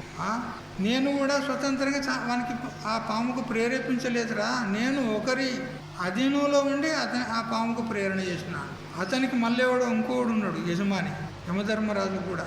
ఎవడు అంటే కాలం ఉన్నది కదా, ఆ కాలమే ఆ యమధర్మరాజుకు ప్రేరణ చేస్తే, యమధర్మరాజు పాముకు ప్రేరణ చేస్తే ఆ పాము వచ్చి ఆ అబ్బాయిని కరిచింది. ఇక్కడ పాముదేం దోషం ఉన్నది, నాదేం దోషం ఉన్నది, కాలుని దోషం ఉన్నది అని ఈ విధంగా సంవాదం జరుగుతూ ఉంటే ఆ కాలుడు ప్రత్యక్షమయ్యి చూడు, పాముదేం దోషం లేదు, యమధర్మరాజుదేం దోషం లేదు, నాది కూడా దోషం లేదంటాడు ఆ కాలుడు. నా దోషం కూడా ఏం లేదంటాడు. మరి ఇంతమందిని ప్రేరేపించింది నువ్వే కదా, మూలం నువ్వే కదా, మరి నీ దోషం ఎట్లా లేదు చెప్పు అని అంటే, నా దోషం కూడా ఏం లేదు, ఆ పిల్లవాడు చేసుకున్న కర్మనే అంటాడు. చివరికి ఆడికి వచ్చాడు మళ్ళా. ఆ అమ్మగారు చెప్పిందే సత్యమైందా? ఆ బ్రాహ్మణి ఆమె చెప్పిందే సత్యమైంది. ఎందుకంటే ఎవరు చేసుకున్న కర్మ వారికే ఫలం ఇస్తుంది. నా భుక్తం క్షయతే కర్మ కల్ప కోటి శతైరపి అవశ్యమేవ భక్తవ్యం కృతకర్మ శుభాశుభం. నువ్వు చేసినటువంటి శుభకర్మ కావచ్చు, అశుభకర్మ కావచ్చు, పాపమే కావచ్చు, పుణ్యమే కావచ్చు, అది ఎన్ని కోట్ల జన్మలకైనా కానీ నిన్ను వెంటాడి నిన్ను పట్టుకొని నీకు ఆ కర్మ ఫలము ఇస్తుంది తప్పకుండా. అది అబాధితం, అది ఎప్పుడు తప్పదు. నువ్వు ఏ జన్మల్లో ఉండు, ఎప్పుడో చేసినటువంటి ఏ జన్మల్లో చేసినటువంటి కర్మ నువ్వు మరొక జన్మలో ఉంటే కూడా నిన్ను వెంటాడి వచ్చి నిన్ను పట్టుకో. ఏ విధంగా అంటే గోవత్స న్యాయం చెప్పినారు ఇక్కడ. ఒక 100 ఆవులు ఉన్నాయి, 100 గోవులు ఉన్నాయి అనుకో. అందులో ఒక ఆవు యొక్క లేగ దూడ తప్పిపోయింది. తప్పి ఆ ఆవులలో తిరుగుతూ ఉంది. తన తల్లి ఎవరో దొరకడం లేదు. ఇప్పుడు తన తల్లిని గుర్తుపట్టి ఆమెను చేరాలంటే ఆ లేగ దూడ ఏం చేస్తుంది? ఒక్కొక్క ఆవు దగ్గరికి పోతుంది, చూస్తే ఆ లేగ దూడనైనా గుర్తుపడుతుంది ఇది నా తల్లి కాదని, లేకపోతే ఆ ఆవు అయినా కానీ గుర్తుపడుతుంది ఇది నా బిడ్డ కాదు అని పొడుస్తుంది, బుస్సుమంటుంది. అప్పుడు ఇంకో ఆవు దగ్గరికి పోతుంది. ఇట్లా తిరిగి ఎంతసేపు అయినా సరే అది తన తల్లిని దొరికించు, అంతే, వదిలిపెట్టదు. అట్లా నువ్వు చేసిన కర్మ ఉన్నది కదా, అది నిన్ను దొరికించుకొని నీకు ఫలం ఇస్తుంది. నువ్వు పుణ్యం చేసుకుంటే ఆ పుణ్యకర్మ వచ్చి నీకు సుఖం ఇస్తుంది. నువ్వు పాపం చేసుకుంటే ఆ పాపకర్మ నిన్ను చేరుకొని నీకు దుఃఖాన్ని ఇస్తుంది. అందుకని ఇప్పుడు మనకు సుఖ దుఃఖాలు ఇచ్చేది ఎవరు? సుఖస్య దుఃఖస్య నకోపి దాత పరో దదాతి కుబుద్ధిరేష స్వకర్మ పాశే గ్రసితోష్టి జంతో. ఈ జంతువులు, ఈ జీవులు వాళ్ళ కర్మపాశంతోనే, వాళ్ళ కర్మ చేతనే వాళ్ళే సుఖ దుఃఖాలను పొందుతున్నారు. ఎవడు ఇయ్యలే సుఖ దుఃఖాలు, ఎవరి మీద కూడా ఆరోపించవద్దు. దుఃఖము సుఖము కలిగేది మన యొక్క పుణ్యపాప కర్మల అనుగుణంగానే వస్తూ ఉంటాయి, కలుగుతూ ఉంటాయి. అందుకని సుఖస్య దుఃఖస్య నకోపి దాత. మనకు సుఖ దుఃఖాలు ఇచ్చేవాడు ఎవడూ లేడు. మన కర్మలే, మన పుణ్యపాపాలే మనకు సుఖ దుఃఖాలు ఉన్నాయి. కాబట్టి మరి ఇప్పుడు కర్మలు తప్పకుండా చేయాలి, చేయక తప్పది. ఎందుకంటే పుట్టినటువంటి ప్రాణి తప్పకుండా కర్మ చేయాలనే పడుతుంది. అందుకని మరి మనము తెలుసో తెలియకనో పాపాలు చేస్తున్నాం కదా. 5 పాపాలు జరుగుతున్నాయి గృహస్థుల ద్వారా. ఈ 5 పాపాల నివృత్తి కోసము యజ్ఞము చెయ్యాలి. దేవయజ్ఞము, ఋషి యజ్ఞము, పితృయజ్ఞము, భూత యజ్ఞము కదా, మరియు స్వాధ్యాయ యజ్ఞము. ఇట్లా 5 యజ్ఞాలు చేయాలి. స్వాధ్యాయ యజ్ఞం అంటే ప్రతిరోజు వేద పఠనము, శాస్త్రాధ్యయనము ఇవి చేస్తూ ఉండాలి. భూత యజ్ఞం అంటే ఇంటికి వచ్చినటువంటి కుక్క, పిల్లి, మరి కాకులు, చుక్కలు ఉంటాయి కదా, వాటికి మొదలు అన్నము పెట్టాలి. పూర్వకాలంలో వాళ్ళు ఇంటి మీద పెడుతుండ్రి, ఇంటి మీద ఒక విస్తరలో అన్నం పెడుతుండ్రి. కాకులు అవి తినిపోతాయని అవి పెట్టిన తర్వాతనే వీళ్ళు భోజనం చేసేది. మరి అక్కడ దేవునికి కూడా నైవేద్యం పెట్టాలి. దేవునికి నైవేద్యం పెట్టకుండా తింటే అది మనకు పాపం అవుతుంది, పాపం కూడా అవుతుంది. అందుకని దేవునికి నైవేద్యం పెట్టాలి. అటు భూత యజ్ఞం అంటే ఆ పక్షులకు, పిల్లులకు, కుక్కలకు వాటికి అన్నం పెట్టాలి. లేకపోతే ఆవు ఉంటే ఆవుకు అన్నం పెట్టాలి. భూత యజ్ఞము మరియు స్వాధ్యాయ యజ్ఞము మరియు దైవ యజ్ఞము మరియు పితృయజ్ఞము. పితరులకు కూడా శ్రాద్ధ మొదలైనటువంటి కర్మలు చేసి వాళ్ళని తృప్తిపరచాలి. మరి దైవ యజ్ఞము, ఇట్లాంటి యజ్ఞాలు, దేవతలకు సంబంధించినటువంటి యజ్ఞాలు చేస్తూ ఉండాలి. ఇవి చేస్తూ ఉంటే మనం చేసినటువంటి 5 విధాల పాపాలు అవి నివృత్తమవుతాయి. అందుకని తప్పకుండా గృహస్థులైనటువంటి వాళ్ళు ఈ యజ్ఞాలను చేస్తూ ఉండాలి అని చెప్తూ ఉన్నాడు. ఇక సంయమ యజ్ఞము అని ఈ విధంగా చెప్తూ ఉన్నాడు. సంయమ యజ్ఞం అని అంటే మన ఇంద్రియాలను సంయమనం చేయుట. ఇది కూడా ఒక యజ్ఞమే. ఎందుకంటే మన ఇంద్రియాలన్నీ కూడా బహిర్ముఖమయ్యి విషయాల్లో ప్రవృత్తమవుతాయి. ఏ విధంగా పశువుల పాక నుంచి ఆ ద్వారాన్ని కనుక విడవగానే, ద్వారాన్ని తెరవగానే ఆ పశువులు ఎట్లా పరిగెత్తుతాయి పచ్చిగడ్డి కోసం అడవిలోకి. తోకలేబట్టి ఉరుకుతాయి పచ్చిగడ్డి మీదకి. అవి ఎట్లా పరుగులు తీస్తాయో అట్లా మన ఇంద్రియాలు కూడా వాటి వాటి విషయాల్లోకి పరుగులు తీస్తాయి. శబ్దం వినడానికి చెవి శ్రోత్రేంద్రియం, రూపాన్ని చూడడానికి నేత్రేంద్రియం, మరి స్పర్శను గ్రహించడానికి త్వచేంద్రియము, మరి రసనాన్ని రుచులు చూడడానికి రసనేంద్రియం నాలుక, మరియు గంధము సుగంధము దుర్గంధము వీటిని గ్రహించడానికి ఘ్రాణేంద్రియము. ఈ ఆయా విషయాల్లో ప్రవృత్తం అవుతూ ఉంటాయన్నమాట. ఇవి బయటకే ఎక్కువ ప్రవృత్తులు అవుతాయి. వాటి ప్రవృత్తే బయటకు. ఎందుకనంటే బ్రహ్మదేవుడు మొట్టమొదటి వీటిని తయారు చేసి బహిర్ముఖంగా అమర్చే ఈ శరీరంలో వాటిని అమర్చి ప్రవృత్తం చేసినాడు. పరాంచి ఖాన్ని తృణస్వయంభూ తస్మాత్ పరాన్ పశ్యతినాంతరాత్మ. ఈ ఇంద్రియాలను ఆ బ్రహ్మదేవుడు బహిర్ముఖం చేసి ప్రవృత్తం చేశాడు. కానీ ఒకానొక ధీర పురుషుడు ఈ ఇంద్రియాలను తన అదుపులో పెట్టుకొని వాటిని నియమం చేసి వాటిని నిగ్రహించి ఒకానొకడు మాత్రం వాటిని అంతర్ముఖం చేసి ఆత్మోన్ముఖం చేసి ఆత్మదర్శనం చేసుకోగలుగుతాడు. కశ్చిత్ ధీర ప్రత్యేగాత్మానమైక్షత్. ఒకానొక ధీర పురుషుడు ప్రత్యేగాత్మను దర్శించుకుంటాడు. ఇంద్రియాలను నిగ్రహించి బయటకు పోకుండా వాటిని అంతర్ముఖం చేసి ఆత్మ సాక్షాత్కారం చెందుతాడు. ఇదే సంయమ యజ్ఞము అంటాడు. అంటే ఇంద్రియాలను నిగ్రహించడం అనేదే సంయమనం చేయుట. ఇది కూడా ఒక యజ్ఞమే. ఇంద్రియాలను సంయమనం అన్నటువంటి అగ్నిలో హోమం చేయుట అంటే ఇంద్రియాలను విషయాల వైపుకు పోనీయకుండా వాటిని సంయమనం చేసి సంయమనం అనేటువంటి అగ్నిలో వాటిని ఆహుతి చేయుట. ఆహుతి చేయుట అంటే ఏదో అగ్ని ఉంది అందులో వేయడం అనే తాత్పర్యం కాదు. నిగ్రహించడం, సంయమనం చేయడం, వాటిని అరికట్టడం అనేదే ఇక్కడ యజ్ఞం. బ్రేకు లేని బండి, కళ్యాణికి లొంగని గుర్రము, కాడి కిందికి రాని ఎద్దు వలె సంయమం లేనటువంటి వాడు ఎందుకు కొరగాడు కదా. ఇంద్రియాలను నిగ్రహించలేదనుకో, ఇంద్రియాలు చెప్పినట్టు వాడు చేస్తున్నాడు అనుకో, అక్కడ పోదాం సినిమా చూద్దామంటే కళ్ళేమంటే సినిమా చూద్దామంటే పా అంటే వానికి ఏమనాలి? ఇంద్రియాలకు వాడు లోబడినాడు కదా, వాడు ఎందుకు కొరగాడు అంటాడు. శబ్దము వినాలని శ్రవణేంద్రియం శ్రావ్యమైనటువంటి డిస్కో పాటలు వినాలంటది. ఆ పాటలు విన్నాడనుకో వీడేమవుతాడు? పతనమైపోతాడు. అంతే కదా. అక్కరకు రాని చుట్టము మృక్కిన వర వేణి వేల్పు మోహరమున తానెక్కిన పారని గుర్రము రక్కున విడువంగ వలయు గదరా సుమతి. అంతే కదా. కళ్యం లేని గుర్రం చేతిలో ఉండదు, వింటదా? వాని గుర్రమే అయినా కానీ కళ్యం లేదు, వింటదా? అది చెప్తే వింటదా? గుర్రమా పొలం దగ్గరికి పోదాం పదా అన్నాడు అంటే పోతుందా? కళ్యం ఉండాలి. వాని గుర్రమే అయినా కానీ కళ్యం ఉండాలి. అట్లా ఇంద్రియాలు ఇవ్వలే మనయే, అయినా కానీ వాటికి కళ్యం పెట్టాలి. ఏమిటి? నియమనం, సంయమనం అనేటువంటి కళ్యం. అప్పుడే చెప్తే వింటాయి, లేకపోతే వాటి విచ్చలవిడిగా పోతాయి. అందుకని బ్రేకు లేని బండి, కళ్యం లేని గుర్రము కదా, కాడి కిందికి రాని ఎద్దు ఎందుకు? అటువంటి వాడు పతనమైపోతాడు. అంటే తన అదుపులో పెట్టుకోలేనటువంటి వాడు ఏమైపోతాడు? ఈ ఎద్దును కానీ గుర్రాన్ని కానీ వాడు అదుపులో పెట్టుకుంటేనే కదా వాడు సరిగా బండిని నడపగలుగుతాడు, సరిగా గమ్యానికి చేరగలుగుతాడు. మరి అదుపులు లేకపోతే పతనమైపోతాడు, ఎందుకు పనికిరాడు.